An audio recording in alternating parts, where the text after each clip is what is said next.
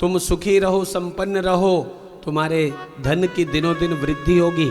तुम्हें दुश्मन बनाने की जरूरत नहीं है, दुश्मन खुद ही पैदा हो जाएंगे। बोलो हरे कृष्ण। तुम्हारे सुख से सुखी होने वाले बहुत कम हैं, तुम्हारे दुख में हंसने वाले ज्यादा हैं।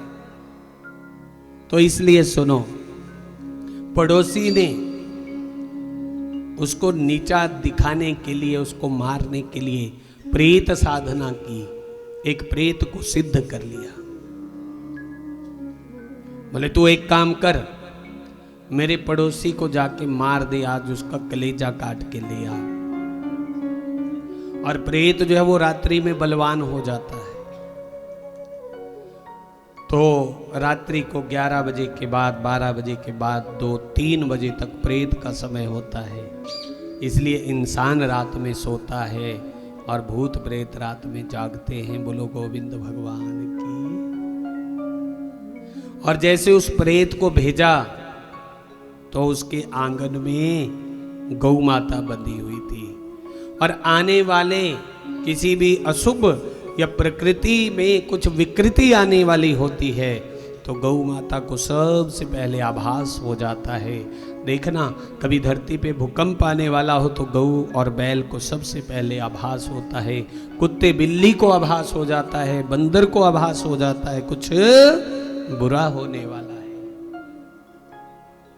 और जैसे ही वो प्रेत भीतर प्रवेश करने लगा, आवत प्रेत देखी गौ माता, तासो कहीं सुनहु मम बाता। प्रेत को देखा, भैया तू कहां जा रहा है? गाय माता ने पूछा। बोले तेरे घर का जो मुखिया है, आज उसको मारने के लिए आया हूं। तो गौ माता ने कहा, प्रभि सेऊ तब की जय ककाजू, रोम रोम गिनती जा धाम। बोले एक काम कर, तो इस घर के भीतर मेरे रहते तो प्रवेश कर नहीं सकता। वो कहता है मुझे तो प्रवेश करना है। बोले एक काम कर, मेरे शरीर के भीतर कितने रोम हैं तो इनकी गिनती कर ले, इनकी गिनती पूरी हो जाए मुझे बता दे, फिर तुम इस घर के भीतर जा सकता है। 33 कोटि धेनु के रोमा, जिमी तारा गण सोहे व्योमा। जैसे आकाश में तारों के बीच में चंद्रमा, तो भगवती गौ के शरीर में 33 कोटि रोम हैं। बोलो गोविंद भगवान की। कोई गिनती करने लगेगा 3-4 घंटे में कितनी गिनती कर पाएगा? 10,000, 20,000, 50,000, लाख, 2 लाख, इससे ज्यादा तो नहीं हो पाएगी। तो कहते हैं कि निशा बिताई भयऊ जियारो, वो प्रेत गिनने लगा रोम को, लेकिन भोर हो गई है, दिवस देख निज ठौर सिधारो। और देखा अब सुबह हो गई तो वो प्रेत भी लौट कर चला गया। बोलो गोविंद भगवान की। घर में गौ हो तो उस घर के ऊपर आने वाले कष्ट को, आने वाले किसी भी अनहोनी को गौ माता अपने ऊपर धारण कर लेती है। बोलो गौ माता की। धेनु सदा होवत एहसासु, संकट व्याधि देव ग्रह नासु। प्रमाण दिया है भागवत के भीतर कि गौ माता को आभास हो जाता है ना, क्या होने वाला इस घर के ऊपर, कौन सा संकट आने वाला है। कोई बीमारी आने वाली हो तो गौ माता की आंख में वो जाला आ जाता है, चीपड़ जिसको बोलते हैं। तब अगर बहुत आने लग जाए समझ लो कुछ बुरा होने वाला। गौ माता की आंख से अचानक पानी गिरने लग जाए, आंसू गिरने लग जाए, तो भी समझ लेना चाहिए कुछ अनहोनी होने वाली है इस घर के साथ। बोलो गौ माता की। तो इस प्रकार से आज क्या किया गया? गौदान किया गया। नंद बाबा ने क्या किया? गौदान किया। तो नंद बाबा ने 1 लाख गौओं का दान किया है। मेरे लाला को किसी की बुरी नजर लग गई है, बलवान के बिहारी लाल की, बाल कृष्ण भगवान की। ओ छोटी छोटी गैया छोटे छोटे ग्वाल, छोटो सो मेरो मदन गोपाल, छोटा सो मेरो मदन गोपाल। छोटी गैया छोटे छोटे ग्वाल, छोटी गैया छोटे छोटे ग्वाल। छोटो सो मेरो मदन गोपाल, हेरी छोटो सो मेरो मदन गोपाल।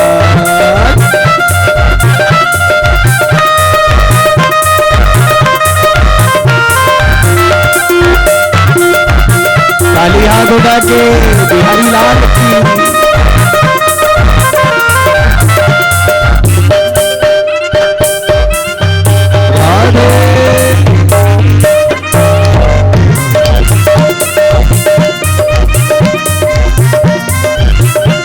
वो कहाँ चले गैया कहाँ चले ग्वाल, कहाँ चले गैया कहाँ चले ग्वाल। कहाँ चले रे मेरो मदन गोपाल, कहाँ चले मेरो मदन गोपाल। आगे गैया पीछे पीछे ग्वाल, आगे आगे गैया पीछे ग्वाल। बीच मेरी मेरो मदन गोपाल, हेरी बीच में मेरो मदन गोपाल। वो छोटे छोटे गैया छोटे छोटे ग्वाल, छोटी छोटी गैया छोटे छोटे ग्वाल। छोटो सो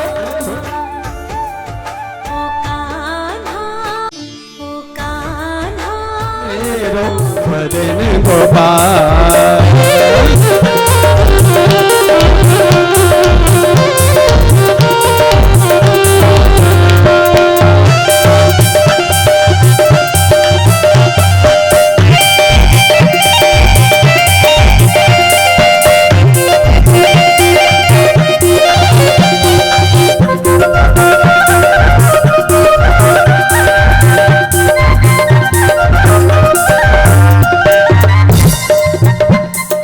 कैसी तेरी गैया कैसे तेरे ग्वाल, कैसी तेरी गैया कैसे तेरे ग्वाल। कैसो है तेरो मदन गोपाल, हेरी कैसो है तेरो मदन गोपाल। कारी कारी गैया गोरे गोरे ग्वाल, कारी कारी गैया गोरे गोरे ग्वाल। ओ श्याम वरण तेरो मदन गोपाल, हेरी श्याम वरण तेरो मदन गोपाल। छोटी छोटी गैया छोटे छोटे ग्वाल, छोटो सो मेरो मदन गोपाल, हेरी छोटो सो मेरो मदन गोपाल।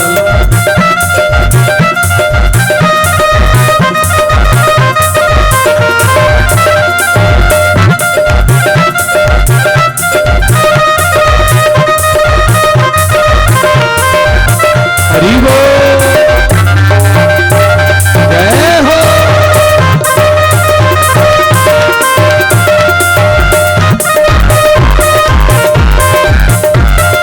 क्या खावे गैया क्या पीवे ग्वाल, खावे गैया क्या पीवे ग्वाल। क्या खावे री तेरो मदन गोपाल, क्या खावे री तेरो मदन गोपाल। घास चरे गैया दूध पीवे ग्वाल, घास चरे दूध पीवे ग्वाल। माखन खावे मेरो मदन गोपाल, हेरी माखन खावे मेरो मदन गोपाल। छोटी छोटी गैया छोटे छोटे ग्वाल, छोटी गैया छोटे छोटे ग्वाल।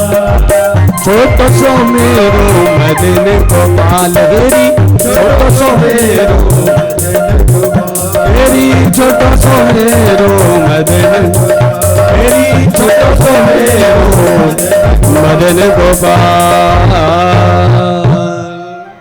बोलो बाल कृष्ण भगवान की। जय हो। समय बढ़ता चला गया और लगभग 1 वर्ष बाद नक्षत्रोत्सव मनाया गया। जिस नक्षत्र में भगवान जन्मे थे 1 साल के बाद वही उत्सव, चाहे जन्मदिन समझ लो, तो मनाया गया। यहाँ पर तृणाव्रत आया, हवा के रूप में आंधी बवंडर, चारों तरफ से ऐसी हवा घूमने लगी। तृणाव्रत ने आकाश में ले गया उड़ा के लाला को, पल्ले में लाला खेल रहा था। बहुत ऊंचाई पे जब ले गया तो लाला ने अपने शरीर का भार बढ़ाया, इतना भार बढ़ाया, इतना भार बढ़ाया, भगवान ने इसको लगा बहुत बड़ा पत्थर उठा के ले आया है। इसलिए अब लाला को छोड़ना चाहता, लेकिन लाला इसको नहीं छोड़ना चाहता। लाला ने अपना हाथ बढ़ाया, इसका गला दबाया और तृणाव्रत को समाप्त कर दिया। इसके साथ साथ सक्टासुर नाम का असुर आया, भगवान ने उसको भी निपटाया। बोलो गोविंद भगवान की।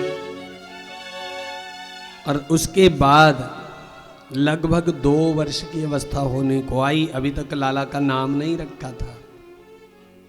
तो वसुदेव जी मथुरा में गर्गाचार्य जी को बुलाते हैं। गर्ग पुरोहित राजन यदुनाम सुमहातपा ब्रजग्राम नंदस्य वासुदेव प्रचोदिता।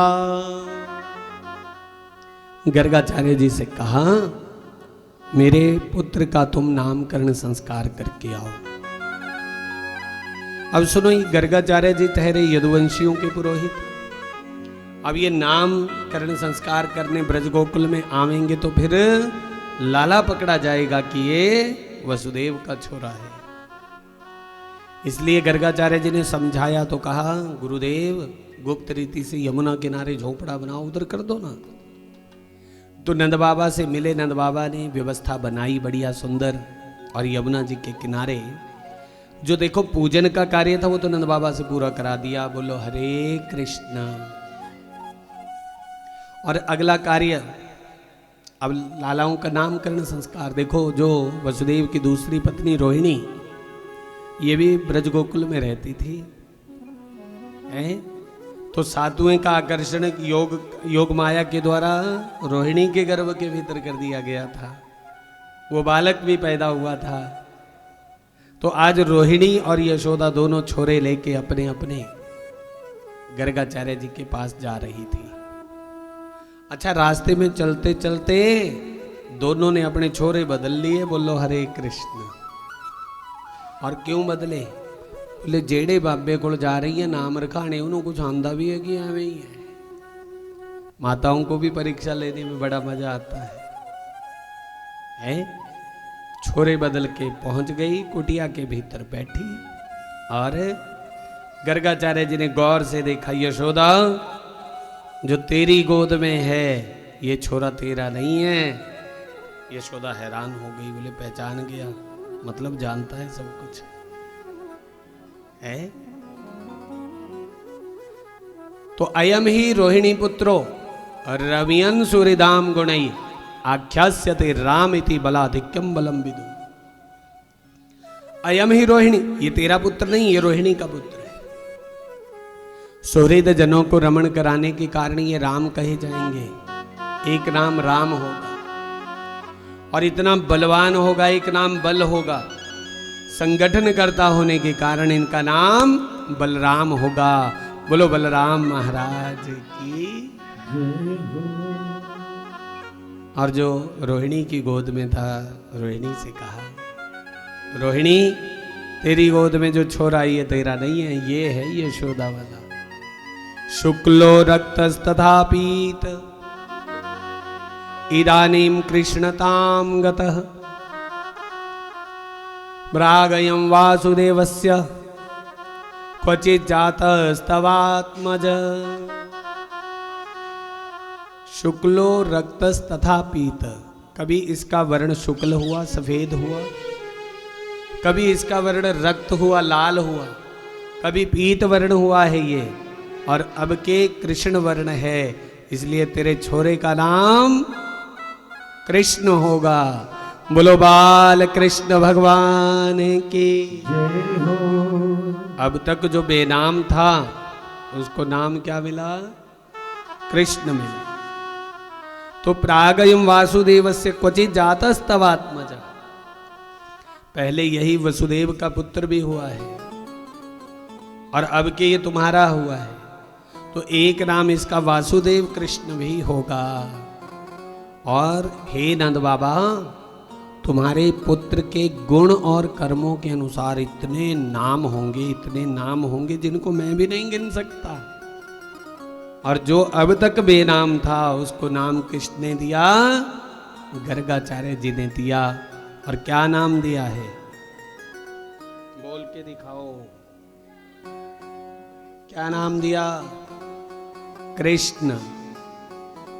बोलो, और अच्छे से बोलो, फिर बोलो, सारे नहीं बोल रहे।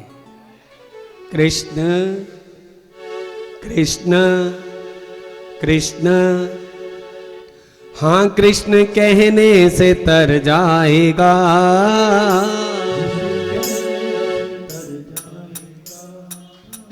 हो पार भव से उतर जाएगा।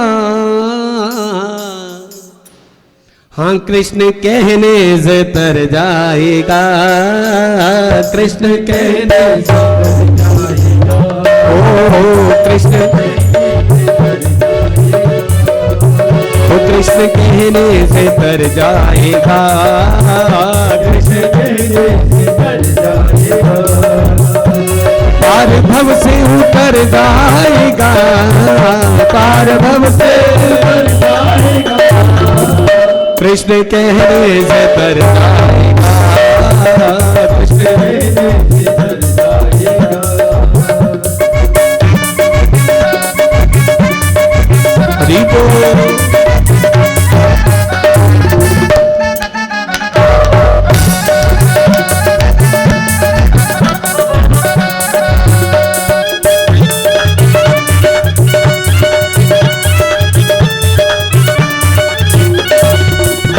उसके आगे तू झोली फैला, उसके आगे तू झोली फैला, उसके आगे तू झोली फैला, उसके आगे तू झोली फैला।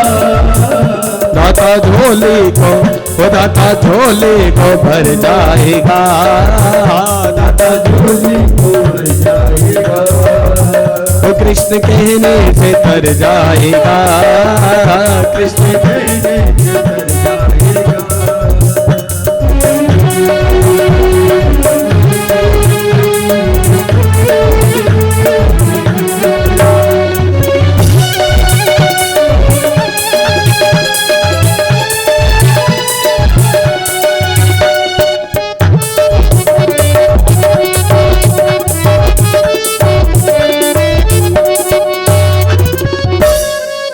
वो सब कहेंगे कहानी तेरी, सब कहेंगे कहानी तेरी, सब कहेंगे कहानी तेरी, सब कहेंगे कहानी तेरी। काम ऐसा तो, वो काम ऐसा तो कर जाएगा, काम ऐसा तो कर जाएगा, कृष्ण कहने से तर जाएगा, हो वो कृष्ण कहने से तर जाएगा, कृष्ण कहने से तर जाएगा। हरे कृष्णा हरे कृष्णा, कृष्ण कृष्ण हरे हरे, हरे हरे राम राम राम हरे हरे। हरे कृष्ण कृष्ण कृष्ण हरे हरे, हरे हरे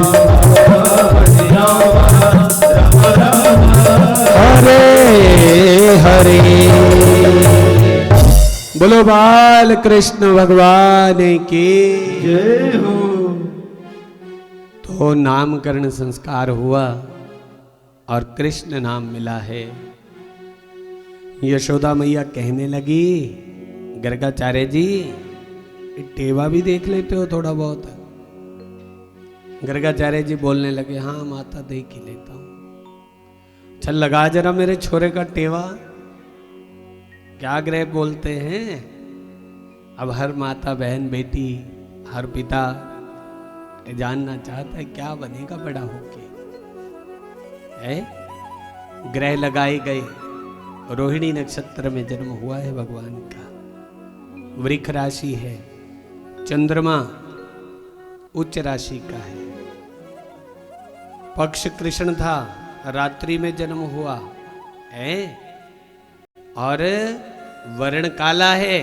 पर सुन यशोदा, ये तेरा छोरा इतना सुंदर होगा, इतना सुंदर होगा, जिसकी नजर एक बार तेरे पुत्र के मुखमंडल पर पड़ गई वो बार बार उसको देखना चाहेगा। बोलो गोविंद भगवान की। अपने पुत्र का मुख चूम लेती है, वो कहती है क्या? बोले मन तो मेरा भी नहीं भरता, मुझे भी बस यही लगता है मैं अपने कन्हैया का, मैं अपने कनुआ का मुख बार बार देखती रहूं, देखती रहूं। बिल्कुल सच बोला आपने, कोई झूठ नहीं है। बोलो गोविंद भगवान की। सूर्य सिंह राशि का है, स्वराशि का सूर्य है, और ये आत्म बल से सराबोर होगा, ये घबराने वाला नहीं होगा। और जैसे वन के भी वन का राजा सिंह होता है, जंगल का राजा सिंह होता है, ये सारे देवताओं का राजा होगा। बोलो गोविंद भगवान की। क्या सुंदर फलादेश। बुध उच्च राशि का है, और ऐसी विलक्षण बुद्धि होगी तुम्हारे छोरे की, ऐसी विलक्षण बुद्धि होगी मैं क्या बताऊं। और चौथे घर में बृहस्पति, चौथा घर है, चौथे भाव में बृहस्पति। अरे चौथा घर जल का भी होता है, भूमि वाहन यान मकान सब। अरे ये तो जल के भीतर ऐसा सुंदर सोने का महल बनाएगा, लोग दूर दूर से देखने आया करेंगे। आए रीझे जा रही है सुन सुन के, बड़ा मजा आ रहा है। बोलो हरे कृष्ण।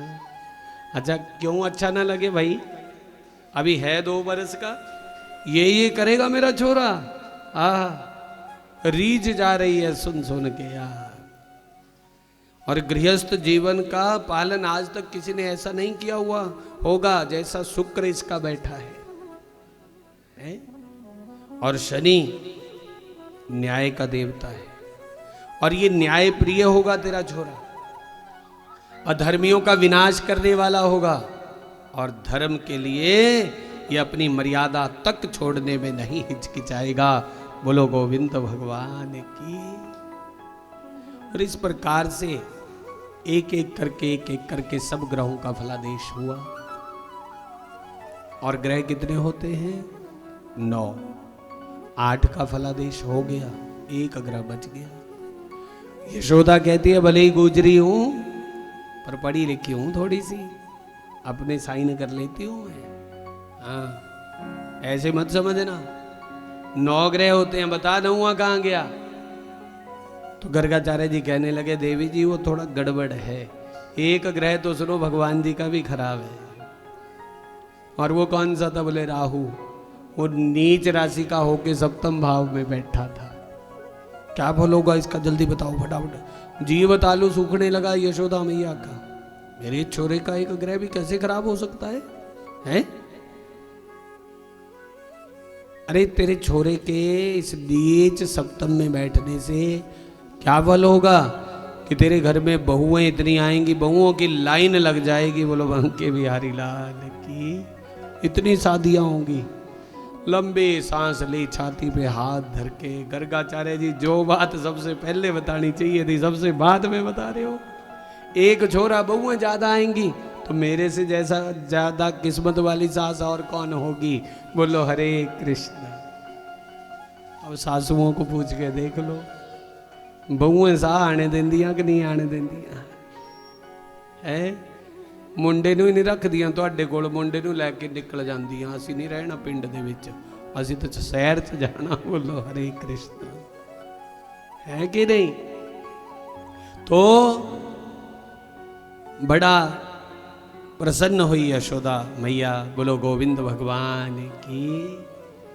संसार में सुनो, सुख दुख किस्मत का है। किसका है? किस्मत का है। सुख दिया होगा तुमने अपने माता पिता को, तुम्हें भी मिलेगा। तुमने सेवा नहीं की होगी तो सपने में मत लेना। बोलो गोविंद भगवान की। सुनो, एक बुजुर्ग माता थी और उस बुजुर्ग माता के 4 बेटे हैं। बोलो हरे कृष्ण। फिर बोलो। लेकिन वक्त जो है वो किसी को अपना याद नहीं रहता। शरीर ढलता है सबका, बुढ़ापा सबको आएगा, बुढ़ापे के बाद शरीर भी जाएगा, है। तो बुजुर्ग माता जो थी ना, वो कथा ज़्यादा सुनती थी। फिर अपने बच्चों से बोला करती थी, एक कथा हमारे भी करो, यहाँ कृष्ण की कथा होनी चाहिए। हर वक्त टीवी लगा के बैठी रहती। और उन्होंने बुलाया कि माता जी की इच्छा है कथा हो। मैंने कहा करवा लो, पर अब माता थोड़ी बेसुध सी हो रही है, पता नहीं क्या हो जाए। मैंने कहा इच्छा है माता जी की तो फिर करवा लो। कथा निश्चित कर दी, रख भी दी, कथा रख दी। उधर माता जी गिरी, कमर टूट गई। बोलो गोविंद भगवान की। अब ना माता आगे ना माता पीछे, ना तो शरीर छूटे, ना जिए में ना मरे में। 4 महीने 6 महीने बीत गए, प्राण नहीं निकल रहे थे। बहुत ज्यादा कष्ट में थी माता। अच्छा, अंत समय में क्या उपाय किया जाता है कि शरीर आसानी से छूट जाए? बोलो, है? वो भी करवाता, फिर भी नहीं छूटा। अगला फार्मूला दसो। एक जना बोलो, बोलो राम जी, जय श्री राम। ना, जो मैंने पूछा उतना ही बोलना, ज्यादा नहीं बोलना। अगला उपाय क्या है? श्रीमद् भगवद गीता। गीता का पाठ सुनाया जाता है, वो भी सुना दी, फिर भी ना प्राण निकले। अच्छा, फिर कहीं ना कहीं आसपास कोई ना कोई होता ही है। फिर एक बाबा जी उनके पास चले गए, पूछ लगाने के लिए कपड़ा ले गए, भी देखो भला क्या चक्कर है। फिर माता बचनी तो है नहीं, भी अब इतना कष्ट भोग रही है, दुख भोग रही है, आखिर कारण क्या है? जो गौदान करके भी और गीता के बाद भी प्राण नहीं निकल रहे हैं, कारण क्या है? तो उन्होंने ध्यान में देखा, वो बताया कि इस बुढ़िया ने अपनी सास को बहुत तंग किया था। इतना तंग किया था, इतना तंग किया था कि उसकी आत्मा अब तक शांत नहीं हो रही है। उस बुढ़िया की आत्मा, सास की आत्मा। ये गप नहीं है, ये गद्दी झूठ बोलने को नहीं मिली है, ये सच्ची घटना है, मेरे शिष्य के घर की घटना है, इसलिए सुना रहा हूं। तो मुझे भी बताया, भी गुरुजी ये बताया। मैंने कहा जो बताया भाई कर लो। कहीं पूछने जा रहे हो तो फिर नुक्ताचीनी नहीं करनी चाहिए, इधर उधर नहीं बोलना चाहिए। जो तुम्हें बताया वो करो, करके देखो, पूछने का फायदा तो तब है। बोले, उन्होंने बताया कि अब चांदी की सास बनाओ, चांदी की, उसकी प्राण प्रतिष्ठा करवाओ, फिर अपनी सास से उसकी पूजा कराओ। प्राण प्रतिष्ठा करवाई, चांदी की सास बनाई, फिर रोज हाथ जुड़ा के उसके पास बिठाते हैं उस बुजुर्ग माता को, हैं। और सुनो, 8 से 10 दिन के अंदर अंदर उसका शरीर शांत हो गया। बोलो गोविंद भगवान की। प्यारे, अगर अंत समय में किसी से बद्दुआ ली ना, तो तुम्हारा जाना भी सरल नहीं होगा यहां से। अगर जीव ये सोचता है ना कि मरने के बाद स्वर्ग नरक किसने देखा, भाई स्वर्ग भी यहीं और नरक भी यहीं है। अवश्यम में भोक्तव्यम कृतम कर्म शुभाशुभम, अपने किए हुए शुभाशुभ कर्मों का फल यहीं भोगना पड़ता है। स्वर्ग नरक यही है, मरने के बाद मिलेगा ना तुमको पता ना हमको पता, ना किसी संत महात्मा को पता क्या मिलेगा, यही मिलता है सब कुछ, जीते जी भोगना पड़ता है सब कुछ। कभी कभी परिस्थितियां ऐसी हो जाती है माताओं, ऐसी परिस्थितियां हो जाती हैं, बंदा रब नू फरियाद करदा, रब्बा चक ले ये दुख नहीं सहा जांदा, रब कहंदा अजे किथे, कर्मां दा लेखा जोखा तो इत्थे ही भोगना पैना है। और मरने के बाद तो सच में नहीं पता कि कहाँ जाओगे, क्या करोगे, कहाँ से आए हो, कहाँ चले जाओगे। बोलो गोविंद भगवान की। घर से कोई सुबह जाता है तो आस होती है वो लौट के आएगा, लेकिन एक मार्ग, एक रास्ता वो है जिस रास्ते पे कोई चला जाता है तो आज तक कोई ना लौट के आया, ना कोई भविष्य में आ सकता है। बोलो गोविंद भगवान की। बड़े सुंदर शब्द लिखे हैं कवि ने। बोलो बांके बिहारी लाल की जय हो। लेखा धर्मराज ने मंगना, हो बंदे आ तू पाप ना करी, हाँ बंदे आ तू पाप ना करी। हो लेखा धर्मराज ने मंगना, लेखा धर्मराज ने मंगना, हो बंदे आ तू पाप ना करी, हो बंदे आ तू पाप ना करी। ताली जरा प्रेम से।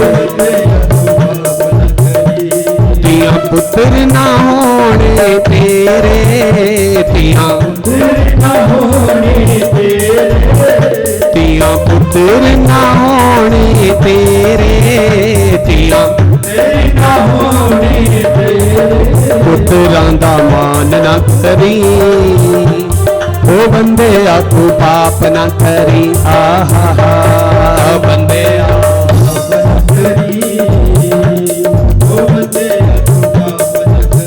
लिखा धर्मराज में मंगना, लिखा बंदे आ तू पाप न करी, ओ बंदे आ तू पाप न करी। बंदे आ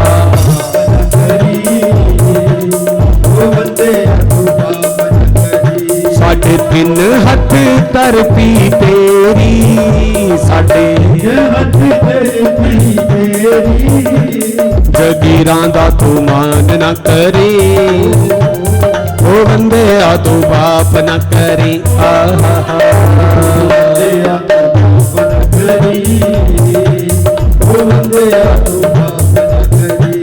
खाली आया खाली हथ पे जाना, खाली आया खाली हथ पे जाना, खाली आया खाली हथ पे जाना, खाली आया खाली हथ पे जाना। माया दा तू मान ना करी, ओ बंदे आ तू पाप ना करी।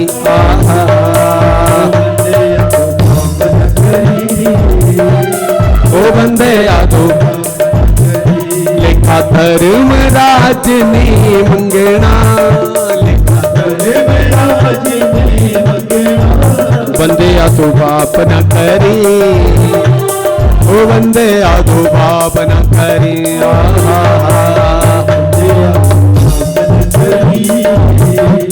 ओ बंदे आ तू पाप न करी। बोलो गोविंद भगवान की, बोलो बांके बिहारी लाल की जय हो। तो लेखा जोखा है कर्मां दा फल भी ਇੱਥੇ ही मिलदा। बोलो हरे कृष्ण।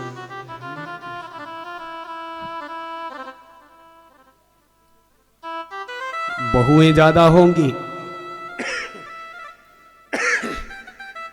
मेरी सेवा ज्यादा होगी। किसका भाव था ये? यशोदा मैया का भाव था, है ना।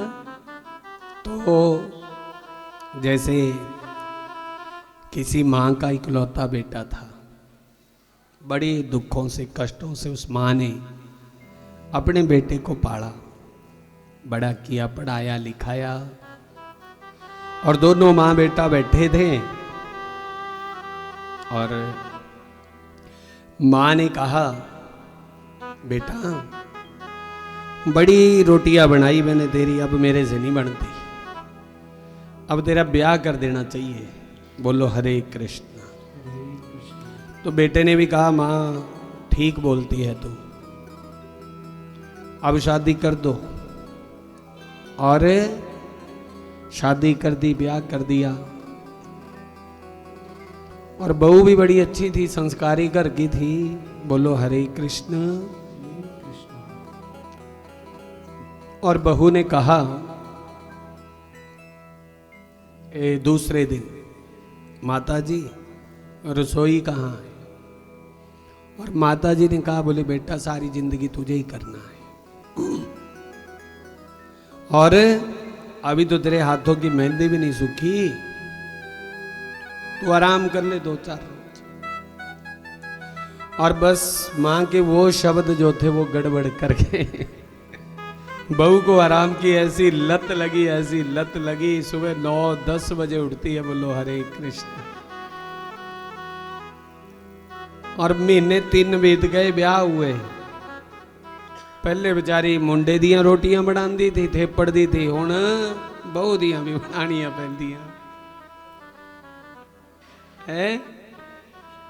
और बेटा और मां फिर बैठ गए सिर पकड़ के, बोले मां ये ब्याह ते अपने सुख वास्ते कीता था कि होर दुख मिले तेनू तां कीता था?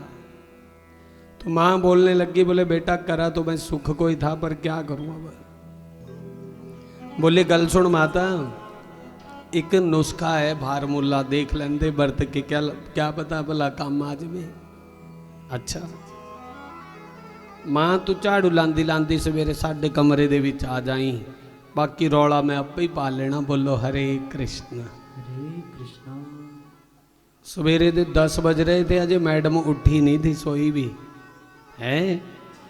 माता बेचारी झाड़ू लांदी आई, मुंडा बोलने लग गया, ए माता तू क्यों झाड़ू लगांदी, मेरा ब्याह हो गया, मैं आपे ही ला लेना। बोले नहीं नहीं बेटा तू रहन दे, तेरा भी ब्याह हो गया, हुण तू झाड़ू लांदा चंगा थोड़ी ना लगदा। जोर जोर ते उच्चे उच्चे ते बोल के बहू नू सुना रहे। बहू दी नींद गई टुट, मामला गड़बड़। उठी गुस्से मां, कहंदी कानू रौला पाया बहुता है। दोनों डराते, इन्नी उच्चे ते बोली, दोनों ही डर गए। बोले नहीं नहीं कुछ नहीं। बोले नहीं नहीं झाड़ू झाड़ू करी जा रहे, कुछ क्या हो गया? बेचारा बोलदा डरदा डरदा, कहंदा मैं मां नू कहंदा था भी ब्याह मेरा हो गया, हुण तू कानू झाड़ू लांदी, मैं आपे ही ला लूंगा। पर मां नहीं मनदी, कहंदी मैं ही लाना, मैं ही लाना। पर कहंदी पर लड़दे कानू, फैसला मैं कर देंदी, एक दिन झाड़ू तू लगाऊगा, एक दिन तेरी मां लगाऊगी। वो फार्मूला भी फेल हो गया। बोलो हरे कृष्ण। है तो सुनो, गर्गाचार्य जी ने नामकरण संस्कार किया।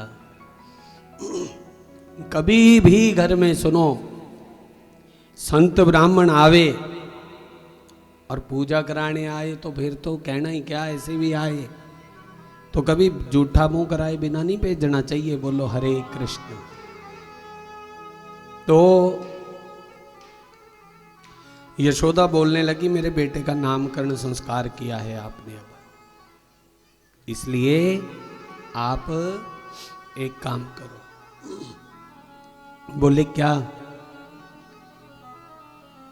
कि हमारे कर भोग लगा के जाना आपने आज। बोले तुम ठहरे वैश्य और हम ठहरे ब्राह्मण, हम तो खाते ही नहीं तुम्हारे घर में। यशोदा बोलती है, मैं जानती थी तुम ऐसा ही करोगे, कोई ना कोई बहाना लगाओगे, पर आज मैं आपको ऐसे नहीं जाने दूंगी। आज दूध ले आई हूं, चावल लाई हूं, चीनी लाई हूं, भले उसकी खीर बनाओ वो खाओ, पर आज आपको मैं ऐसे नहीं जाने दूंगी। बोलो गोविंद भगवान की। गर्गाचार्य जी से अनुनय की, विनय की। गर्गाचार्य जी यमुना में गए, गागर जल की भर के लाए, चूल्हा बनाया, गोबर का लेपन किया और खीर का भोग लगाया। बोलो बांके बिहारी लाल की। खीर बनाई। अब नियम था, पहले ठाकुर जी को भोग लगाते थे, कांसे की थाली के भीतर वो रखा, ऊपर से कपड़ा धर दिया और फिर 12 मालाएं घुमाते हैं, ओम नमो भगवते वासुदेवाय, इस मंत्र की 12 मालाएं घुमाई। फिर कहा आओ ठाकुर भोग तैयार है। अब ठाकुर जी बैकुंठ से थोड़ी ना आने वाले थे, ठाकुर जी तो यशोदा के घर में ही है। और लाला आया, घुटनों के बल सिरकता हुआ, कपड़ा हटाया, आधी खीर की थाली साफ कर गया, जब तक आंख खोली गर्गाचार्य जी ने। और गर्गाचार्य जी ने देखा, बोलने लगे, ए यशोदा देख, तेरे इस छोरे ने मेरा सारा ही भोग जुट्ठा कर दिया। आई बेचारी भागी भागी। बोले एक काम करो गर्गाचार्य जी, आप फिर बना लो दोबारा। ये मेरे छोरे को पता नहीं है कि हमारा छुआ हुआ तुम नहीं खाते, अब मैं इसको पकड़ के रखूंगी। और इधर फिर गए स्नान करने, स्नान करके आए, फिर से भोग बनाया, फिर वही नियम, फिर वही 12 मालाएं, और फिर बोले आओ ठाकुर भोग लगाओ, भोग तैयार है। ठाकुर जी फिर आ गए, क्योंकि बुलाने का भाव था। और ठाकुर जी ने कपड़ा हटाया, फिर भोग लगा रहे।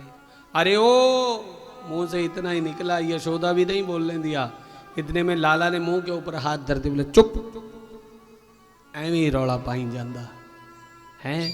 एक तो 12 माला घुमा घुमा के मैनू मजबूर करदा भी आ भोग तैयार है। वो जे आंदा भोग लगाने, फिर मां नू ले आंदा बिच, तेरी मेरी गल इत्थे मुका लिया। बोलो हरे कृष्ण। बोले मैं तुझे थोड़ी ना बुला रहा था, अरे मैं तो वैकुंठाधीश। भगवान कहते हैं अरे वही तो हूं मैं, खुद ही नाम रखा। मैं तुम्हारे बेटे के इतने नाम होंगे जिनको मैं भी खुद नहीं जानता। अरे भूल गया। और एक क्षण में चतुर्भुजी रूप दिखाया उस बाल स्वरूप में। जब बाल स्वरूप में चतुर्भुजी रूप दिखाया तो हाथ जुड़ गए गर्गाचार्य जी के, वेद मंत्रों में स्तुतियां गाई। अब उठाया, लाला को गोदी के भीतर धर लिया आपने, अब अपने हाथों से भोग लगे हुए खिलाने। यशोदा आई, देखा, यशोदा करती है क्या हो रहा है? बोले यशोदा तू नहीं जानती, तेरे घर में। और कन्हैया ने फिर आंखों से संकेत कर दिया, बोले नहीं, मैया को मत बताना, मां को मत बताना। मां समझ जाएगी कि मैं परम ब्रह्म हूं ना, तो मां तो उठाएगी मुझे, एक आले में धर देगी घर में और मेरी पूजा करनी शुरू कर देगी। मां से पूजा थोड़ी ना कराऊंगा अपनी। मां को तो ऐसा घुमाऊंगा, ऐसा घुमाऊंगा, मां भी याद करेगी मेरे घर में कृष्ण पैदा हुआ है। बोलो बाल कृष्ण भगवान। नामकरण संस्कार संपन्न हुआ। भगवान की अवस्था लगभग 2 साल 15 दिन की हुई। और कन्हैया ने आज पहली बार बाहर कदम रखे और सारी धरती ब्रज गोकुल की पुलकित हो गई। महाराज आगे बढ़े तो मित्र मंडली इकट्ठी हो गई, छोटे छोटे ग्वाल वाल इधर उधर से मित्र मंडली बनी। एक मनसुखा नाम का गोप था, तन का दुबला पतला। भगवान पूछते हैं क्यों रे, तेरे घर में कुछ है नहीं खाने को? तो मेरे घर आना, खूब माखन खिलाऊंगा तुझको, अपने जैसा तगड़ा बनाऊंगा। मनसुखा की आंख में आंसू आए, रोया।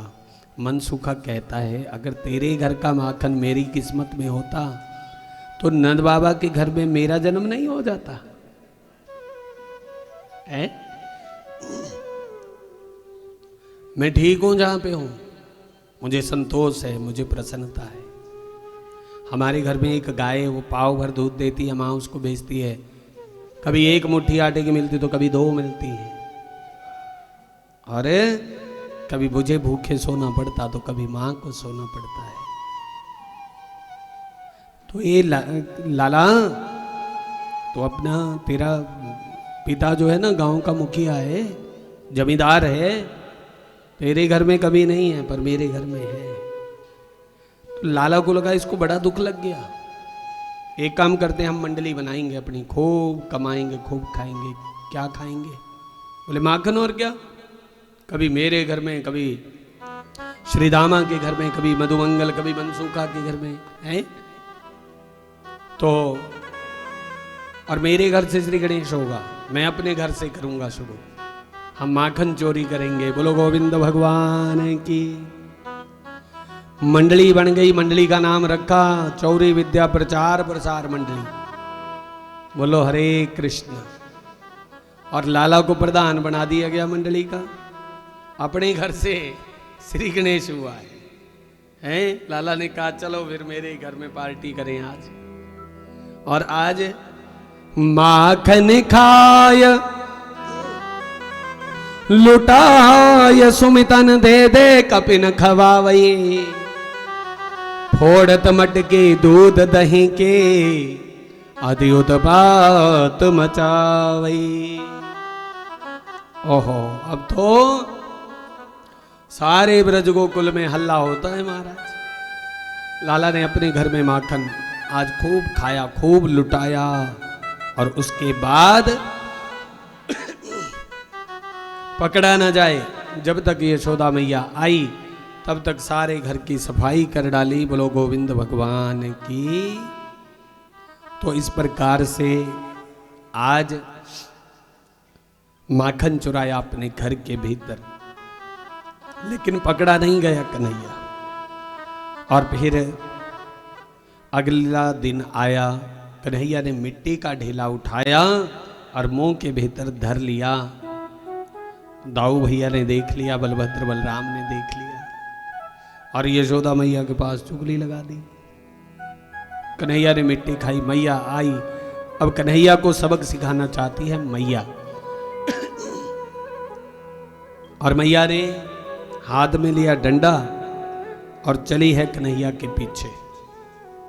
आगे आगे कन्हैया और पीछे पीछे यशोदा मैया। और बुला रही है मैया।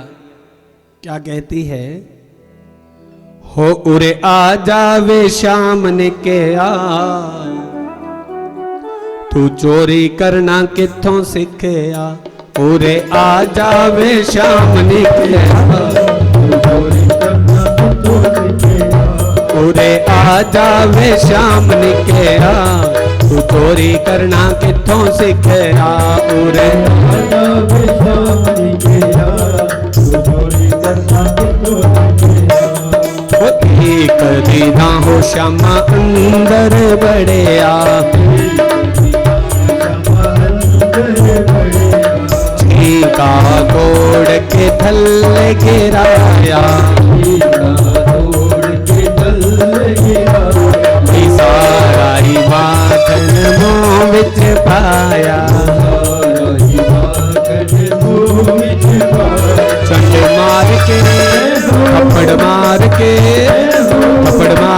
यशोदा ने पूछया, तू चोरी करना किथों सीखया। तू चोरी करना किथों सीखया। काली हाथ उठा के बिहारी लाल की।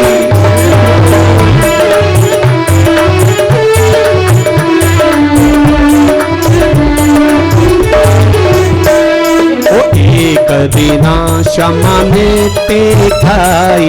एक दिना माता यशोदा दौड़ी दौड़ी आई। माता यशोदा दौड़ी दौड़ी आई। ओ बात पूछी चपत लगाई। थप्पड़ मार के चंड मार के यशोदा ने पूछा, तू मिट्टी खाना किथों सीखया। तू चोरी करना किथों सीखया।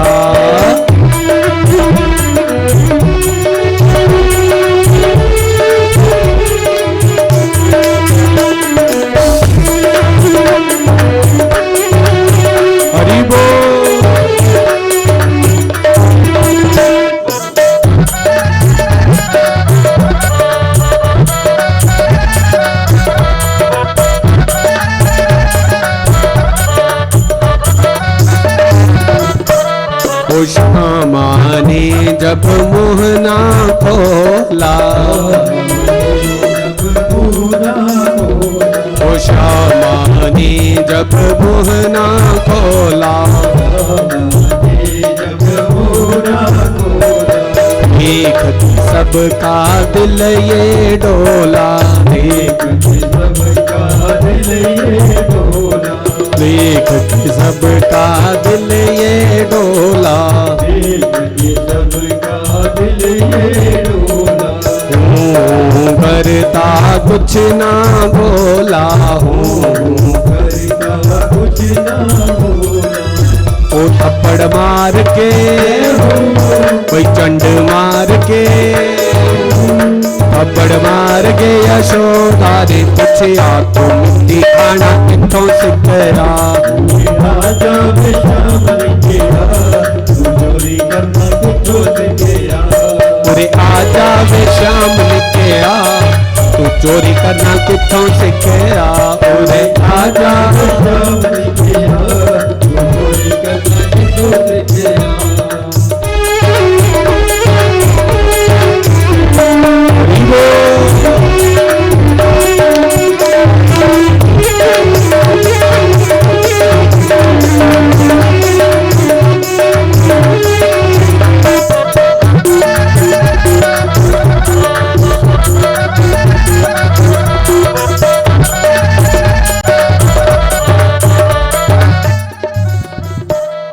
श्यामा ने मुँह खोल दिखाया, श्यामा ने मुँह खोल दिखाया, भेद हटा सब खुल गई माया, भेद हटा सब खुल गई माया, त्रिलोकी दा दर्शन पाया, त्रिलोकी दा दर्शन पाया। मत्था टेक के ओ मत्था टेक के यशोदा ने पूछया तू लीला करना किथों सीखया, उरे आजा विश्राम लिखया तू चोरी करना किथों सीखया, उरे आजा विश्राम लिखया तू चोरी करना किथों सीखया, उरे आजा विश्राम लिखया तू चोरी करना किथों सीखया, उरे आजा विश्राम लिखया तू चोरी करना किथों सीखया, उरे आजा विश्राम लिखया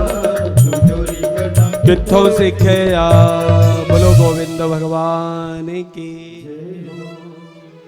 मुंह खुलवाया लाला का तो क्या पाया, बोले मुख में देखा सब संसार, जीव चराचर भूत त्रिलोकी सागर द्वीप अपार, नदियां गंगा यमुना ब्रज निज शरीर घर द्वार। बोलो गोविंद भगवान की। संपूर्ण ब्रह्मांड का दिग्दर्शन कराया किसको, यशोदा मैया को। बोलो हरे कृष्ण, फिर बोलो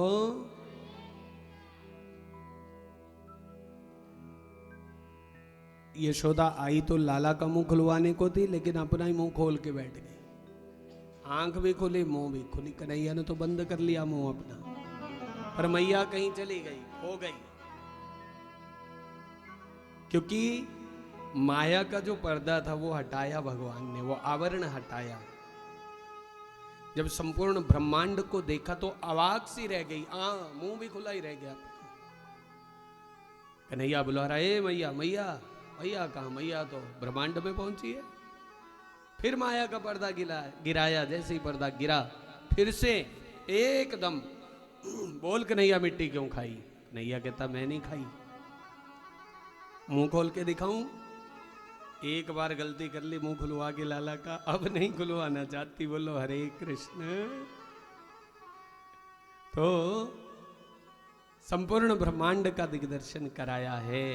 और देखो वृंदावन जाते हो हैं, तो तुम लोग जब भी जाते हैं तो 2 3 4 जगह ही जाते हैं, ज्यादा नहीं जाते। निधिवन हो गया, बांके बिहारी हो गया है, फिर वहां से समय लग गया तो चल बरसाने चलिए। जी थोड़ा जा होर टाइम है, चल फिर रमन रेती भी जा ही आंदी है। बोलो हरे कृष्ण। रमन रेती ते अगे भी गए कदी? अगे क्या है? अगे है ब्रह्मांड घाट, उलूखल लीला, जहां पर भगवान को उखल से बांधा, अभी प्रसंग आने वाला है। उसके आगे चिंताहरण महादेव मंदिर है? फिर बंसीवट है, और जहां भगवान श्री कृष्ण और राधा रानी का विवाह हुआ था, भांडीर वन नाम है उस जगह का। बंसीवट से 1 किलोमीटर आगे है। आज भी सुनो, जो बंसीवट है वहां पे एक वृक्ष ऐसा है जिसके भीतर आज भी ढोल मृदंग बजते हुए सुनाई देते हैं। बोलो हरे कृष्ण। कईयों को सुनाई देता, कईयों को कुछ भी नहीं सुनता, क्योंकि जाकी भावना रही जैसी। जो प्रैक्टिकल करने जाता है वो प्रैक्टिकल जोगा ही रह जाता है। बोलो हरे कृष्ण। क्योंकि सुनो, ये भक्ति का मार्ग जो है ना, ये बहुत संकरा है। बाबा तुलसीदास जी ने लिखा है, भक्ति द्वारा संकरा राई 10वें भाई। भक्ति का जो मार्ग है ये तलवार की धार के ऊपर चलने के जैसा है। राई का दाना कितना सा होता है? राई के 10 टुकड़े हो जाएंगे क्या? राई के 10वें अंश के बराबर है ये भक्ति का मार्ग। और इसमें जो देख के चलता है वो कभी मंजिल पर नहीं पहुंचता, और जो बंद आंखों से चलता है वो मंजिल पा जाता है। बोलो गोविंद भगवान की। भक्ति मार्ग में तुम्हें देखने की आवश्यकता नहीं है, वो अपने आप तुम्हें मार्ग दिखाएगा, तुम्हें नहीं देखना पड़ेगा। बहुत सी लीलाएं मेरे ठाकुर जी ने ब्रज गोकुल में की है। ऐसी ऐसी सुंदर लीलाएं की है, ऐसी ऐसी सुंदर लीलाएं की है महाराज। ये 10वें स्कंद के भीतर तो ऐसे ऐसे प्रसंग, एक प्रसंग में कई कई भजन हैं। या तो फिर भजन गा लो या कथा सुना लो। बोलो हरे कृष्ण। भागवत भजन का ही नाम है। तो गोपियां जो भगवान को देखती है, आए हाय, देखती की देखती रह जाती है।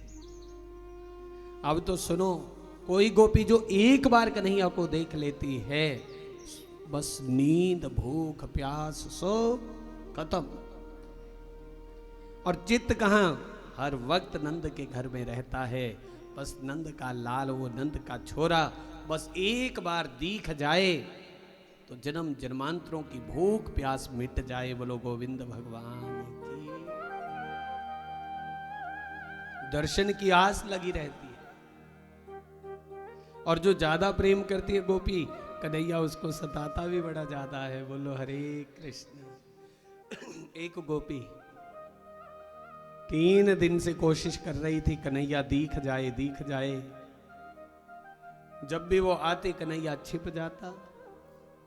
और आज बहाना बना के आई, यशोदा मैया के पास आई। यशोदा, ए मैया, अरे थोड़ा माखन दे दो, हमारे घर में रिश्तेदार आने वाले हैं।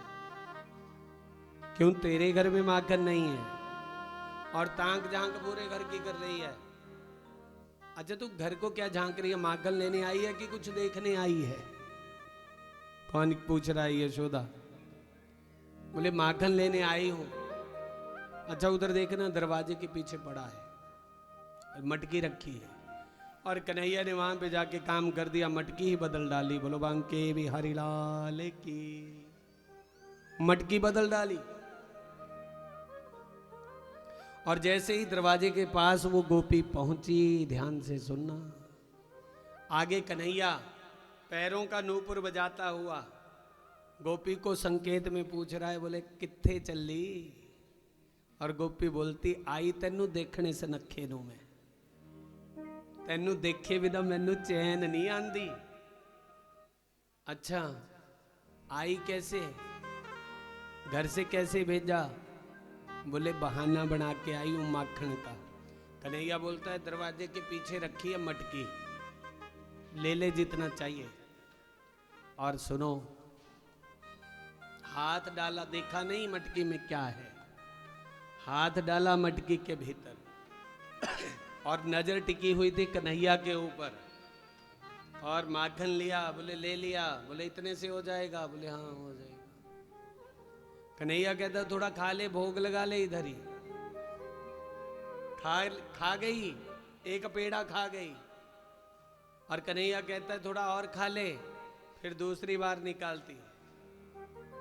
और कन्हैया जब दूसरी बार खाने लगी तो कन्हैया हंसने लगा। जब हंसने लगा तब गोपी को संदेह हो गया कि कुछ ना कुछ गड़बड़ है। लगी हाथ में देखने, तो क्या देखती है, गाय का गोबर धरा था मटकी के भीतर। और कन्हैया तालियां बजा के हंसने लगा, और गोपी उबाकियां मारने लगी, उल्टियां लेने लगी। और कन्हैया को देख के गोपी कहती है, कन्हैया जब तक मैंने देखा नहीं था ना इसको, तब तक इस गोबर के भीतर भी नजर तेरे पे थी, इस गोबर के भीतर भी मुझे माखन का स्वाद आ रहा था। बोलो गोविंद भगवान की। तो एक पद्मावती नाम की गोपी कन्हैया से बड़ा प्रेम करती थी, और आए दिन कोई ना कोई बहाना बनाती आने का, कुछ ना कुछ झूठ मूठ की चुगली लगा जाती।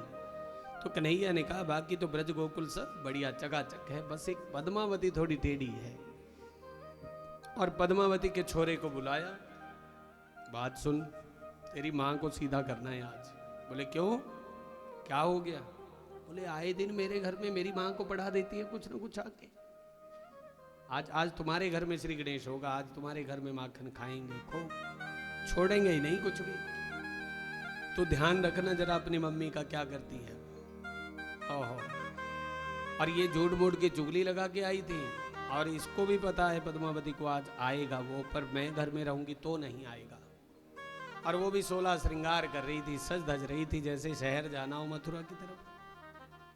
और मधुमंगल नाम के गोप की माँ है पद्मावती। तो मधुमंगल ने आके बताया मम्मी तैयार हो रही है माता मेरी, लगता है 4-6 घंटे लग जाएंगे मथुरा से आने जाने में।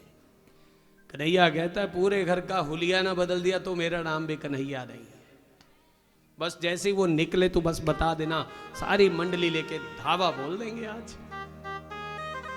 जैसे ही पद्मावती घर के मुख्य द्वार से बाहर को निकली, आए हाय, सारी मंडली ने धावा बोल दिया। सारे घर का माखन उलट पुलट, बर्तन उलट पुलट कर दिए, घर का पूरा नक्शा बदल दिया। और इधर कन्हैया आज खा नहीं रहा था माखन, आज लुटा रहा था, और बुला रहा था किसको, पशु पक्षियों को, भो भो खगा भो भो मृगा आगम्यताम आगम्यताम, आओ आज पशु पक्षियों को खिलाने में ऐसा मग्न हुआ। घर के पिछले दरवाजे से श्रीमती पद्मावती आई, और बाकी तो सारे भाग लिए कबलम कबलम बोलते, लेकिन कन्हैया को आज रंगे हाथ धर लिया। बोलो गोविंद भगवान की। जब कन्हैया को पकड़ लिया तो फिर कन्हैया बोलता है पद्मावती सुन, इधर ही मामला निपटा लेते हैं, मुझे मैया के पास मत लेके जाना। पद्मावती बोलती है मैं तो सोच रही थी 4 आदमी और करूं, तब तेरी फजीयत कराऊं पूरे मोहल्ले में कि तू चोरियां करता है, ठगियां करता है। कन्हैया कहता है बस जो मर्जी कर, पर मैया के पास मत ले जाना। पद्मावती कहती है ऐसे तो मैंने और जगह लेके जाना था, पर अब तेरी माँ के पास ही ले जाऊंगी तेरे को मैं। और पकड़ा कस के हाथ, जैसे ही घर के दरवाजे से बाहर निकली तो 5-7 बुजुर्ग लोग आगे बैठे हुए थे। बोलो गोविंद भगवान की। तो पुराने समय की परंपरा आज भी ब्रज गोकुल में जिंदा है। तो जैसे ही 4-6 सियाणे लोग बैठे देखे तो घूंघट थोड़ा नीचे खिसका लिया पद्मावती ने। कन्हैया ने सोचा अगले मोड़ पे 2-4 और मिल गए तो मजा आ जाएगा। कन्हैया जैसा सोचे ऐसा ना हो ही नहीं सकता। अगले मोड़ पे, अगले नुक्कड़ पे पहुंचे तो वहां पर 2-4 लोग बुजुर्ग और बैठे हुए थे। पद्मावती ने घूंघट को थोड़ा और नीचे तक कर लिया। अब पीछे पकड़ा हुआ हाथ खींच के ले जा रही है, और कन्हैया को कस के पकड़ा था। कन्हैया कहता है पद्मावती सुन, तूने मुझे इतना कस के पकड़ा, इतना कस के पकड़ा, मेरा हाथ नीला हो गया। अरे खून रुक जाएगा मेरे हाथ का, देख तो सही, थोड़ा ढीला छोड़ दे। नहीं ढीला नहीं छोड़ूंगी, तू गड़बड़ करेगा। बोले नहीं करता, ये लो दूसरा हाथ पकड़ ले। और घूंघट भी लंबा सा हुआ है, पहला हाथ दूसरा हाथ, थोड़ी देर के बाद पहले वाला पकड़ ले, अभी ये भी दुख रहा है। और इतने में नंद महल आ गया, चिल्लाई ए यशोदा निकल जरा बाहर, तुझे दिखाऊं तेरा छोरा क्या क्या करतूत करता है। पद्मावती चिल्लाती है, यशोदा बाहर आती है। यशोदा ने कहा काई को गला फाड़ के चिल्ला रही है, क्या हो गया तुझे? अरे होना क्या है, तो कहती थी मेरा छोरा सुबह से शाम तक घर से बाहर नहीं निकलता, आज मेरे घर में माखन चुरा था, रंगे हाथ तेरे छोरे को पकड़ के लेके आई। बोले किधर है? पीछे से खींचा, सामने को किया। यशोदा जोर जोर से हंसने लगी। बोलो गोविंद भगवान। बोले पागल हो गई है तू, पगली घूंघट तो उठाई के देख। जैसे ही घूंघटा उठाया तो क्या देखती है, अपने ही छोरे का हाथ पकड़ के लेके आई है। बोलो बांके बिहारी लाल की। सुनो, अब कुछ भी समझ नहीं आता, अपना सा मुंह लेके बेचारी वहां से मुड़ गई और कुंज गलियों के बीच में आके कर रही थी। ये सारी गड़बड़ उसने वहां पे की है जहां पे बोला पहला हाथ पकड़ ले, दर्द हो रहा, दूजा पकड़ ले, पहला पकड़ ले। ये वहीं पर कमबख्त ने मेरे हाथ में मेरे ही छोरे का हाथ पकड़ा दिया। और आगे कन्हैया कुंज गली के बीचों बीच कमर पे हाथ धर के खड़ा हुआ था और पद्मावती से बोलने लगा। बोले हाँ पद्मावती, सेवा में कोई कमी तो नहीं रही हैं? अब के तो गड़बड़ तूने की है, अगर दोबारा की तो देख ले। अब की बार तेरे छोरे का हाथ तेरे हाथ में पकड़ाया है, तू दोबारा मेरे रास्ते में आई तो देखना तेरे खसम का ही हाथ तेरे हाथ में थमा दूंगा। बोलो बांके बिहारी लाल की। होवे मैं कुंज गली में टोला, हो नहीं हो मिल दे मेरे श्याम जी। वे मैं कुंज गली में टोला,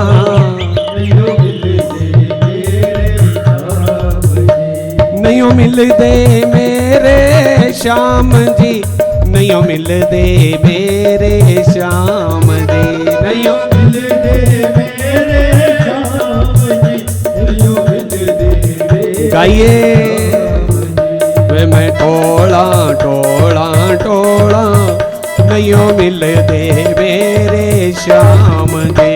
वे मैं कुंज गली टोला, नहीं हो मिल दे मेरे श्याम जी। ताली हाथ उठा के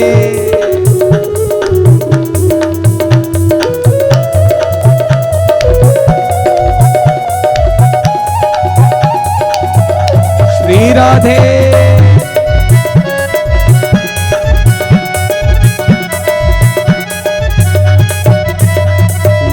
कोई तो कहंदे श्याम जंगलां च मिलदे, कोई तो कहंदे श्याम जंगलां च मिलदे, कोई तो कहंदे श्याम जंगलां च मिलदे, कोई तो कहंदे श्याम जंगलां च मिलदे। मैं ना कण बण बण टोला, नहीं हो मिलदे मेरे श्याम जी। वे मैं कुंज गली में टोला, नहीं हो मिलदे मेरे श्याम जी।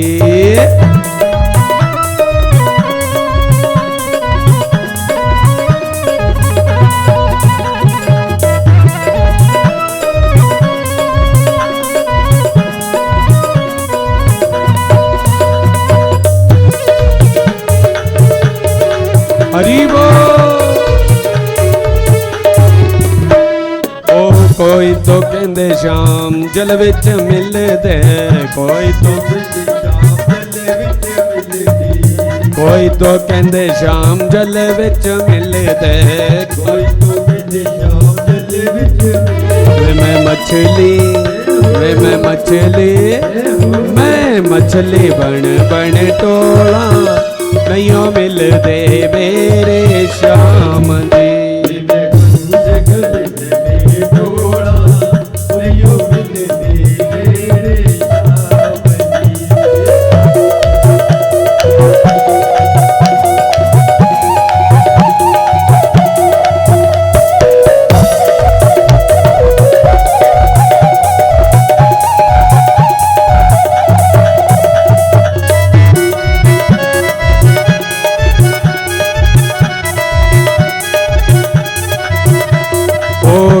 तो कहंदे श्याम मंदिरां च मिलदे, कोई तो कहंदे श्याम मंदिरां च मिलदे, हाँ कोई तो कहंदे श्याम मंदिरां च मिलदे, कोई तो कहंदे श्याम मंदिरां च मिलदे। मैं पुजारण बन बन टोला, नैयो मिलदे मेरे श्याम देव में। जग मिलदे टोला, नैयो मिलदे मेरे श्याम जी।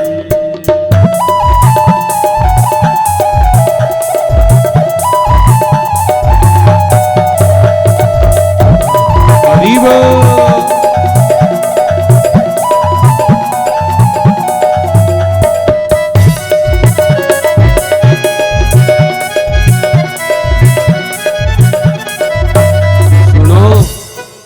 कहते हैं दुनिया में हजारों रंजो गम है, दुनिया में, हाँ जी, दुनिया में हजारों रंजो गम है, और ताली वही बजाएगा जिसके बाजुओं में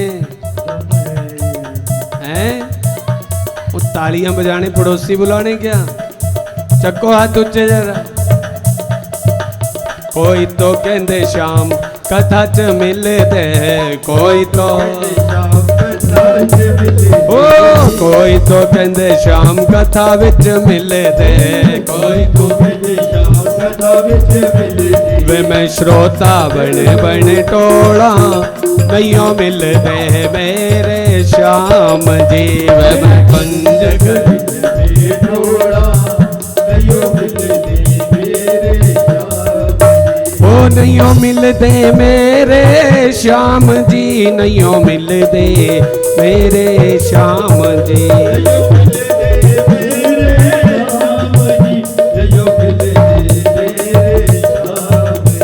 वे मैं कुंज गलिन में टोला, नैयो मिलदे मेरे श्याम जी। वे मैं कुंज गलिन में टोला, नैयो मिलदे मेरे श्याम जी। वे मैं कुंज गलिन में टोला, नैयो मिलदे मेरे श्याम जी।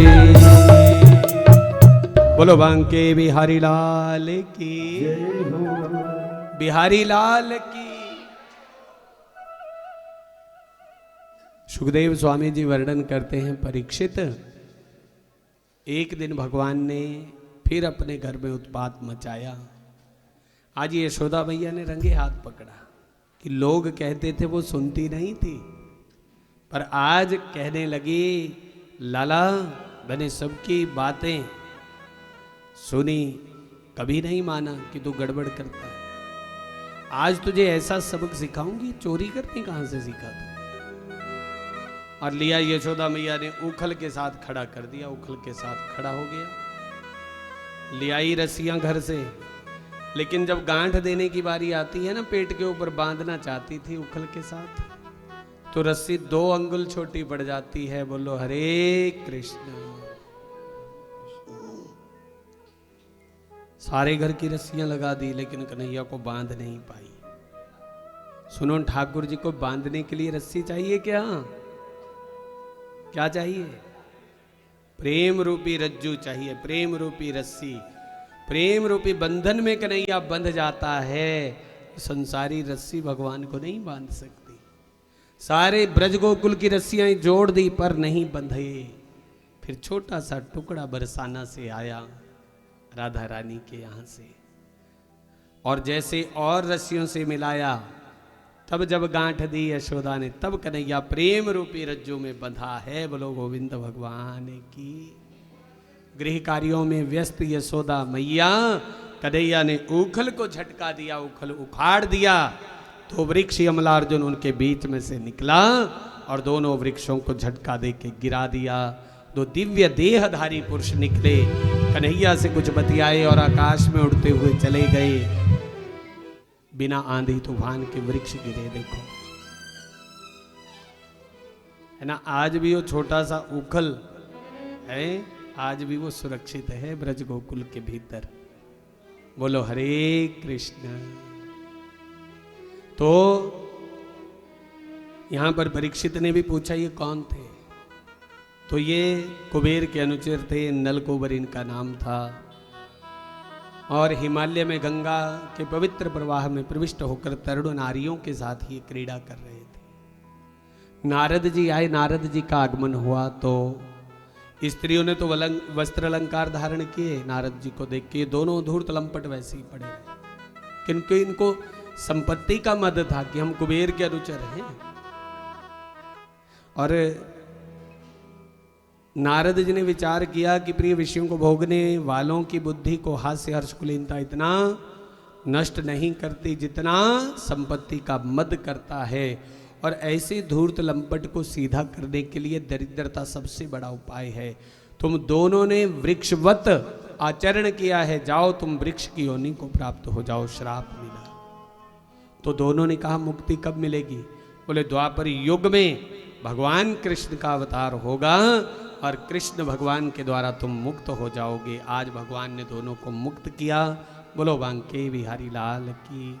नंद बाबा आए तो देखा बिना आंधी तूफान के वृक्ष गिर गए, और जब से लाला यहाँ पैदा हुआ तब से कोई ना कोई गड़बड़ होती आई है, कुछ ना कुछ हो रहा है उत्पात। अब समीपस्थ बड़ा सुंदर उपवन है जिसका नाम है वृंदावन। बोलो वृंदावन बांके बिहारी लाल की। बस अब यहाँ ब्रज गोकुल में नहीं रहना, वृंदावन में चलना है। अब वृंदावन चलने की तैयारियां हुई। लाला की आयु लगभग 4 वर्ष की हो आई। वत्सासुर और वकासुर का वध किया है, और मेरे कन्हैया जब 5 वर्ष के हो गए तो कन्हैया ने मैया से कहा मैया मुझे भी गैया चरानी है। मैया ने कहा लाला तू बड़ा छोटा है और अभी नहीं जा सकता था। तो लाला कहता है मैया कोई बात नहीं, गैया नहीं तो फिर गैया के बछड़े सही हैं, तो छोटे छोटे बछड़े, जैसा छोटा सा मैं वैसे ही है, मैं इनको चराया करूँगा। मैया ने कहा ठीक है। और आज वत्स चराने के लिए, छोटे छोटे बछड़ों को चराने के लिए लाला यमुना के किनारे आया था, और मामा जी के द्वारा भेजा हुआ एक असुर नाम है अघासुर। अजगर असुर धरे अघरूपा, समुझी ग्वाल तहाँ गुफा अनूपा। बोलो खेलत ही प्रवि सेव मुख माही। अरे चौपाई है, कोई श्लोक थोड़ी ना है कि फंस जाओगे। बोलो जय श्री राम। खेलत ही प्रवि सेव मुख माही, माधव रो के रुकत को नाही।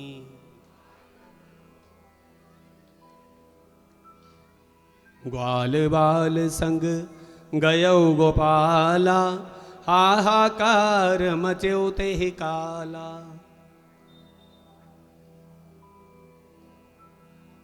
कर गए गड़बड़।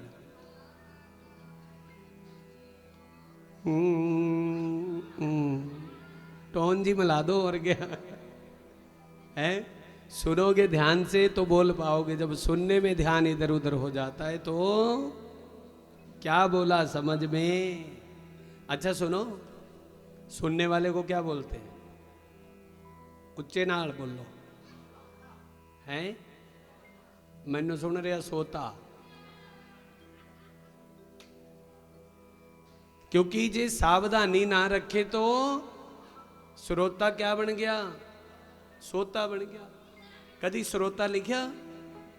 स दे पैर दे विच र लिखना पैंदा, और जे र लिखना भुल गया तो श्रोते दा क्या बन गया?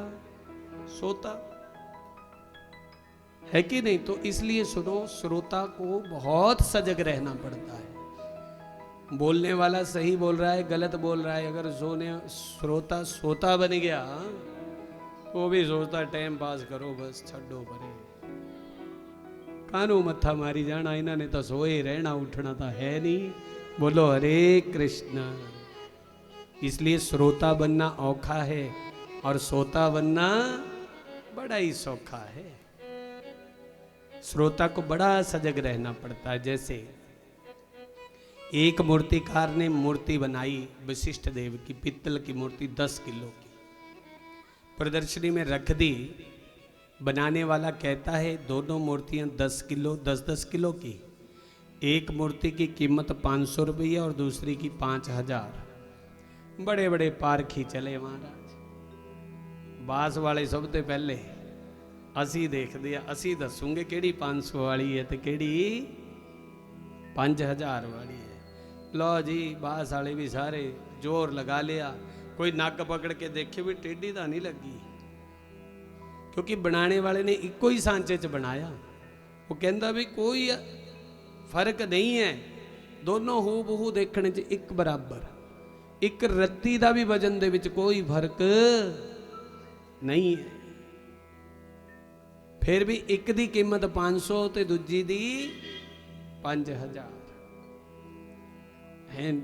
आस पास के सब लोग आए, पर किसी की समझ में नहीं आया। इतने में एक महात्मा जी आए। महात्मा जी ने कहा, बोले भाई क्या रौला पा रखा है? महाराज जी मूर्तियां समझ नहीं आ रही हैं, केड़ी 500 दी केड़ी 5000 दी। बोले क्यों?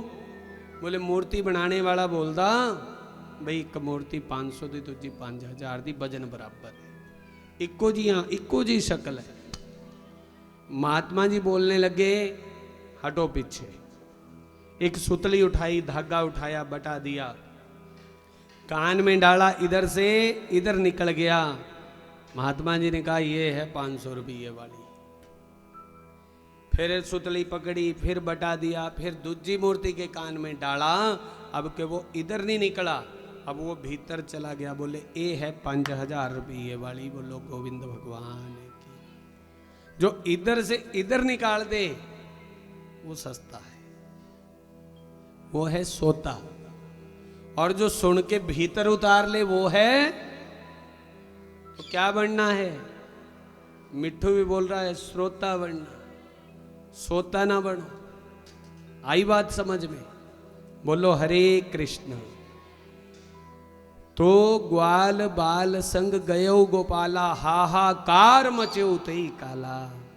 वो अजगर जो था ना, मुंह नीचे का होंठ धरती पे, दूजा आकाश में, मुंह खोल के बैठा था। सारे ग्वाल बाल अंदर चले गए, कन्हैया नहीं जा रहा था। कन्हैया को पता मामा का भेजा हुआ है? पर वो भी बेचारा श्वास रोक के बोले ऐसा ना हो आया तो मुझे मारने, यहाँ पर खुद ही ना मर जाए, मेरे ही हाथों मुक्त होगा तो बढ़िया मुक्ति मिल जाएगी। तो सारे ग्वाल बाल कहने लगे, बोले आ जाओ लाला भीतर आओ, देखो बड़ी सुंदर गुफा है। उनको गुफा दिख रही है, वो अगासुर नहीं दिख रहा। तो ग्वाल बाल संग गेहूं गोपाला, हाहाकार मचे उते ही काला। जैसे कन्हैया भीतर गया, उसने मुंह बंद किया, तो बोलने लगे बचा लो कन्हैया बचा लो, आज नहीं बचने वाले। तो कहे तो गोपाल ब्रह्म सुमिरन करहु, तब तन श्वास बड़े अवधरहु। कन्हैया कहता है अगर बचना है तो उस परम ब्रह्म का सुमिरन करो। देखो बगल में खड़ा परम ब्रह्म, लेकिन अपने मित्रों को भी नहीं बताना चाहता कि मैं भगवान हूं। बोलो गोविंद भगवान की। और लाला ने अपने शरीर, सब ग्वाल बालों ने आंखें की बंद, कन्हैया ने शरीर बढ़ाया, कब बाहर आया, नीचे पैर रखा, होंठ पे दूसरे को चीर के 2 टुकड़े करके फेंक दिए। बोलो बांके बिहारी लाल की। तो इस प्रकार से कन्हैया ने देखा अब दोपहर हो गई है, भोजन का समय हो गया, सब अपने अपने लिए लेके आए थे। तो सब ने अपनी अपनी पोटलियां खोल ली खाना खाने के लिए, सब मिल बांट के खाने लगे। बोले तेरे घर से क्या आया, तेरे घर से क्या आया। इधर ब्रह्मा जी भी आए थे कि सुना है उस परम ब्रह्म ने अवतार धारण किया है, चलो देखो तो सही ब्रज गोकुल में जाके। अब आए तो भोजन का समय था और सब ने मिल बांट के, और मधुमंगल नाम का गोप जो था ये एक लड्डू लेके आया था, भगवान को मीठा बड़ा पसंद है। तो उसने कहा देखो देखो मुझे उधर बछड़े दिखाई नहीं दे रहे, क्योंकि ब्रह्मा जी ने बछड़ों का हरण कर लिया था कि अगर वो परम ब्रह्म होगा ना तो उसको पता चल जाएगा कि बछड़े किसने चुराए हैं। बछड़े नहीं दिख रहे, सारे ग्वाल बाल देखते रहे, हाँ भाई दिख नहीं रहे। और इतने में मधुमंगल ने क्या किया, मुंह में लड्डू धर लिया, अब मुंह भूल गया ऐसे, और इधर कन्हैया ने कहा अच्छा कमबख्त चोरी चोरी खा रहा है चुपके चुपके। और कन्हैया ने मुंह के भीतर हाथ डाला, आधा लड्डू निकाल लिया और खा गए। ब्रह्मा जी ने देखा अरे दूजे के मुंह से जूठन निकाल के खाने वाला ये भगवान नहीं हो सकता। अगर ये है भगवान तो आज इसकी मैं परीक्षा लूंगा। ग्वाल बाल घबराए, बछड़े दिखाई नहीं दे रहे, गड़बड़ हो जाएगी, कल कोई नहीं भेजेगा हमारे को। तो लाला ने कहा तुम लोगों ने खाना शुरू किया, मैंने नहीं किया है, मैं देख के आऊंगा। यमुना के दूसरे छोर पर जब तक लाला गया, पीछे से उन ग्वाल बालों का भी हरण करके एक गुफा के भीतर छुपा दिया। बोलो गोविंद भगवान की। तो ग्वाल बाल सब वत्स चुरायो, गुफा एक विधि आन छुपायो, 70 वत्स राखे प्रभु रूपा, वृंदावन हरि साखी अनूपा। लाला ने देखा बछड़े भी गए, ग्वाल बाल भी गए, अब क्या मुंह लेके जाऊंगा ब्रज गोकुल में। लाला ने अपने शरीर से आज उतने बछड़े तैयार कर दिए, उतने ग्वाल बाल तैयार कर दिए जितने संग में आए थे। हर बछड़े के भीतर ऐसा लगता है, हर गोपी को आज तो कृष्ण हमारे घर के भीतर अपने अपने पुत्र के रूप में आज कन्हैया दिखाई। अरे देवी क्यों ना, क्योंकि कन्हैया ने अपना जो रूप दे रखा था। ब्रह्मा जी ब्रह्मलोक में एक क्षण रुके, एक सेकंड, पीछे देखा वैसे ही बछड़े वैसे ही ग्वाल बाल। आहा, ये देख के ब्रह्मा जी की जो खोपड़ी सटक गई थी वो ठिकाने पे आ गई। और निज करनी विधि पछितायो, दौरी दौरी वृंदावन। भागे भागे ब्रह्मा जी आए और हाथ जोड़ के घुटनों के बल बोलने लगे, बोले भूल भई अनो चित में कीनो, मुझसे बहुत बड़ी भूल हो गई है, क्षम हो नाथ अभय वर दीनो, मुझे क्षमा कर दो। दोनों घुटनों के बल हाथ जोड़ के ब्रह्मा जी क्षमा याचना मांग रहे हैं प्रभु जी। तब माया माही भुलाणो, अरे 3 लोक के नाथ धरा पर, विचरत मैं नहीं जान्यो, क्षमा करो मम भ्रम हर लीनो, वैभव पर दिखानो। हाँ प्रभु जी तब माया माही भुलानो, तेरी माया ये अच्छे अच्छों को बुलावे में डालती है। देखो भगवान की माया ने ब्रह्मा जी की भी बुद्धि को मोहित कर लिया, तो हम तुम कौन से खेत की क्या है। अच्छा तो गाजर भी हो सकती है, हाँ, क्योंकि उसी मिट्टी में गाजर भी बनती है, पर शब्द के आगे शब्द अच्छा, कहावत मूली की ज्यादा है। बोलो गोविंद भगवान की। मतलब जय श्री राम जी ध्यान रखते हैं थोड़ा थोड़ा क्या बोला जा रहा है। बोलो बांके बिहारी लाल की। बड़ा सुंदर नाम है मेरे राम जी का, है, सुनो, 2 अक्षर है। एक बार ये जो वाल्मीकि ने रामायण लिखी है 24,000 है, इसमें चौपाइयाँ, सोरठे, छंद जो कुछ भी है मिला के उनकी संख्या कितनी है? 24,000। बोलो हरे कृष्ण।